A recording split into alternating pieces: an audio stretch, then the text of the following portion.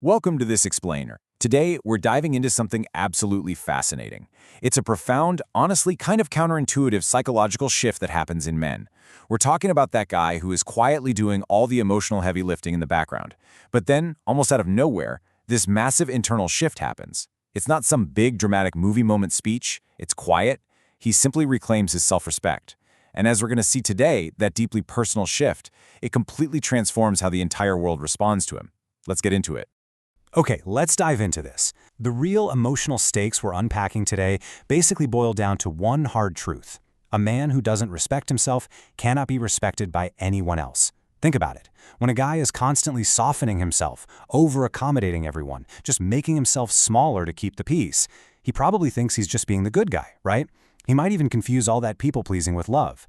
But in reality, this whole accommodating routine is literally just a slow erosion of his own worth. It strips away the exact qualities that made him someone worth being with in the first place. You simply can't manufacture respect from other people if it's fundamentally missing from within yourself.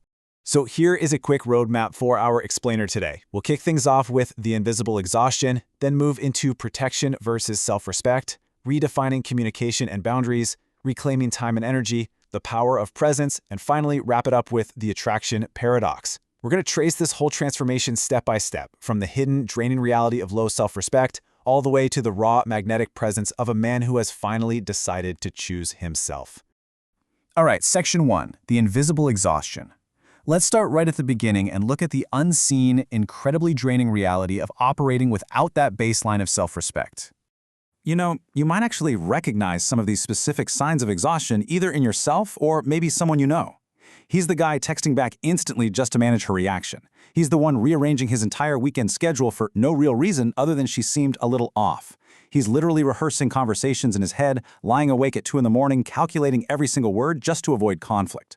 We really need to empathetically validate just how utterly exhausting living like this is. Because let's be clear, this isn't love. It's a learned survival mechanism to avoid disapproval, and it's just slowly, painfully chipping away at who he really is. Section 2. Protection versus self-respect.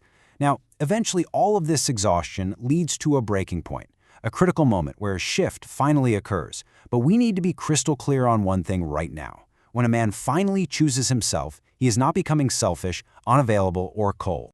And this brilliantly illustrates the difference. We so often confuse self-protection with self-respect, but they are totally different beasts. Self-protection, that's a defensive wall. It's when someone emotionally shuts down and becomes totally impossible to reach. But self-respect, that is a standard. A man with genuine self-respect isn't harder to reach. He's actually way clearer to read. He's grounded, he's direct, he holds his boundaries, not with anger or ultimatums, but with this calm, settled certainty that you just literally cannot fake. Moving on to Section 3, redefining communication and boundaries. So, what does this new standard actually look like in real life? Well, it fundamentally alters exactly how he communicates and sets limits with everyone around him. This is such a profound realization. Men stuck in that low self-respect loop know all about the exhausting labor of endless explaining. Justifying every little thing, trying to over-communicate decisions to people who are probably just going to dismiss them anyway. But here's the thing. Explanation is not the same as connection. When a man finally reclaims himself, he just stops doing this. If you're used to him constantly over-explaining, his new silence might actually feel like he's pulling away.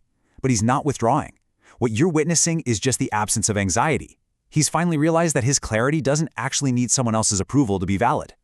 Let's look at how this boundary setting plays out. First off, he starts saying no cleanly. No giant cushion of apologies, no massive justifications attached. Why? Because he finally believes his own needs are just as valid as anyone else's. Period. Second, he learns to separate disapproval from being wrong. Someone can be totally furious with him, but he knows he acted with integrity. He can tolerate that discomfort without panicking. And lastly, he just states exactly what he wants early and directly. He treats people like adults who deserve honest, straightforward information rather than trying to manage their feelings. Section 4, reclaiming time and energy. Let's introduce our next thematic shift. Once these boundaries are in place, we really need to look at where he starts choosing to direct his time and his emotional labor. To really grasp this, we've got to look at the psychology of attachment. Specifically, there's some fascinating academic research by Cindy Hazen and Philip Shaver. When a guy without self-respect is faced with someone pulling away or a relationship ending, what does he do? He chases, he double texts, he begs for presents, he constantly tries to reopen the loop. From the outside, sure, it might look like romantic devotion, but psychologically speaking, it's just a dysregulated nervous system desperately trying to relieve its own anxiety. Begging for someone's presence isn't devotion, guys. It's fear. Now, what's really interesting about this is the profound contrast we see here. The moment he stops chasing isn't the moment he stopped caring. It's the moment his nervous system finally learns something entirely new, that he is going to be okay. He stops reopening unresolved endings because he realizes that some endings aren't failures, they're answers. He learns the invaluable lesson that staying where he isn't chosen is the absolute one thing he can no longer accept. Because of this, his availability changes drastically. He stops being the guy who's just available to everyone 24/7. He actually starts valuing his own time, his work, his own goals.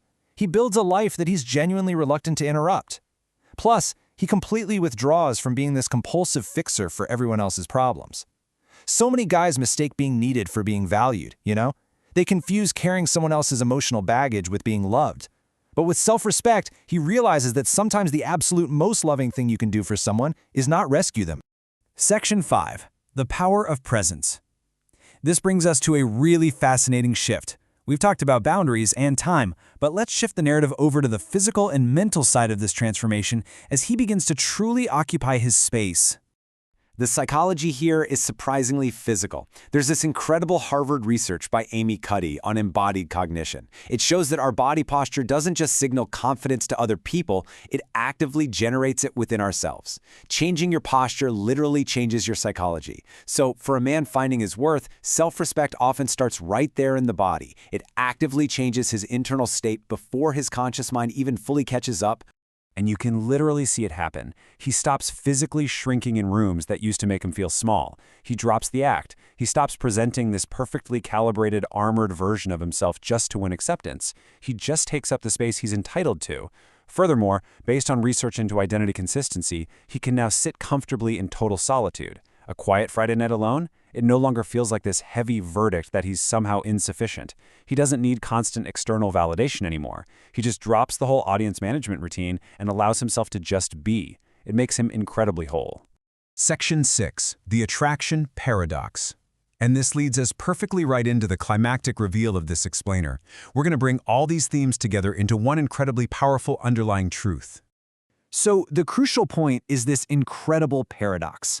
The moment a man stops trying to be attractive, he becomes most attractive. Let that sink in. The absolute moment a guy stops auditioning, stops calculating whether this version of him will be approved of, and completely stops trying to manage your impression of him, is almost always the exact moment he becomes wildly, magnetically attractive. When you encounter a man like this, what you're actually feeling is the absence of neediness and the pure presence of self. That settled, unhurried, unperforming quality, it is extraordinarily rare. Now, I want to take a quick pause here and assure anyone watching, if you recognize yourself in those earlier stages, the over-explaining, the chasing, the exhaustion, there's absolutely no shame in that. None.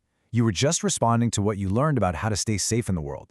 But, as we've seen today, you can absolutely learn something new. A man who chooses himself hasn't stopped caring about love. Not at all. He just finally understands that his boundaries are his backbone and that he has to fully be someone before he can truly give himself to someone else. So I want to leave you with this provocation to think about. Are you ready to stop auditioning for approval? Are you ready to take a really close look at your own boundaries and self-respect and truly start coming home to yourself? Thank you so much for joining me for this explainer, and keep exploring.